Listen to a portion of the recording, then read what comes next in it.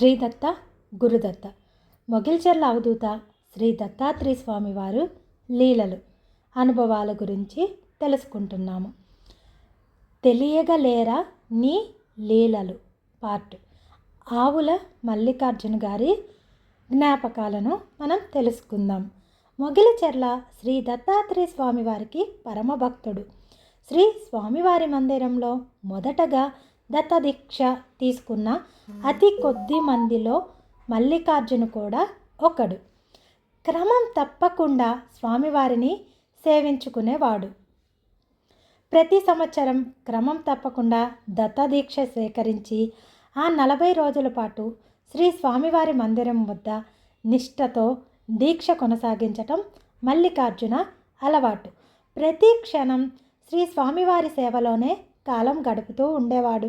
దీక్షలో ఉన్న ఇతర స్వాములకి కంకణాలు కడుతూనో, వాళ్ళ కంఠంలో చిక్కుపడినటువంటి దీక్షమాలలను సరిచేస్తూనో, సాయంత్రం భజనకు కావలసిన సర్వ సామానులను సర్దుతూనో, దీక్ష ముగింపు ముందు కలశాలు స్వాములకు నెత్తిన పెడుతూనో, స్వామివారి అభిషేక సమయంలో ఇతర స్వాములకి సహాయం చేస్తూనో, స్వామివారి సమాధికి అద్దె గంధం కలుపుతూనో నిరంతరం ఆ స్వామి సేవలోనే గడుపుతూ ఏమాత్రము అహంకారం లేని భక్తుడిగా చెప్పుకోవచ్చు. సౌమ్యుడు, మితభాషి, ఎవరి విషయంలోనూ అనవసరపు జోక్యం చేసుకోడు. కొద్ది కాలం కిందట ఆ మల్లికార్జునికి మోటార్ సైకిల్పై వెళ్తుంటే ప్రమాదం సంభవించింది. ప్రారబ్ధాన్ని ఎవ్వరూ తప్పించలేరు. ఆ సమయంలో అతనిని చూసిన వాళ్ళు జీవించటం కష్టం అని ఒక్క మాటతో తేల్చేశారు. హుటాహుటిన హాస్పిటల్లో చేర్పించారు. ప్రాణాపాయం అయితే లేదన్నారు. కానీ మామూలు మనిషి కావటం సంశయంగా వెళ్ళబుచ్చారు. మాట కూడా లేదు. ఆర్థికంగా కూడా చాలా ఖర్చు అయింది. నిత్యము శ్రీ స్వామిని నమ్ముకొని ఉన్న మల్లికార్జునుని ఇక ఆ దిగంబర అవధూత దత్తాత్రేయుడే కాపాడాలి, అంతకంటే వేరే మార్గం లేదని ఇంట్లో వాళ్ళు ఒక నిశ్చయానికి వచ్చేశారు.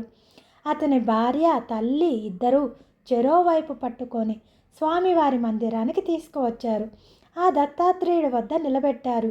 ఆ కుటుంబానికి స్వామివారి మీద ఉన్న అచంచల భక్తి విశ్వాసాలలో భక్తుల పట్ల ఆ దత్తాత్రేయ స్వామికి ఉన్న ఆవాచ్య కరుణతో ఏదైతేనేమి తల్లి భార్య పట్టుకుంటే కూడా అడుగు వేయలేకపోయిన మల్లికార్జున అందరి అంచనాలకు తలకిందులు చేస్తూ క్రమంగా కోలుకున్నాడు. నెమ్మదిగా నడవసాగాడు. కొద్ది రోజుల్లోనే మామూలు మనిషిగా మారిపోయారు. అంతేకాకుండా తన పనులు తాను చేసుకోసాగారు. మళ్ళీ దత్తదీక్షల నాటికి మల్లికార్జున్ ఎప్పట్లాగే పూర్తి స్వస్థతతో ఆలయానికి వచ్చి 41 రోజుల మండల దీక్ష తీసుకున్నాడు. అత్యంత భక్తి శ్రద్ధలతో ఆ సంవత్సరం దీక్ష పూర్తి చేశాడు. ఈ సంఘటన జరిగి దాదాపు 2 అవుతుంది.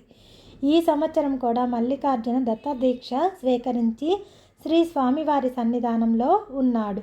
కష్టాలు ప్రతి మనిషికి వస్తాయి.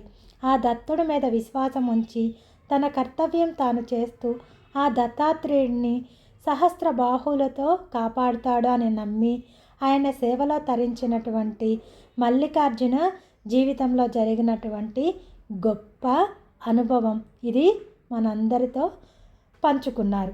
అంతేకాకుండా ఇప్పుడు అక్కడ దత్తదీక్ష కార్యక్రమం జరుగుతుంది.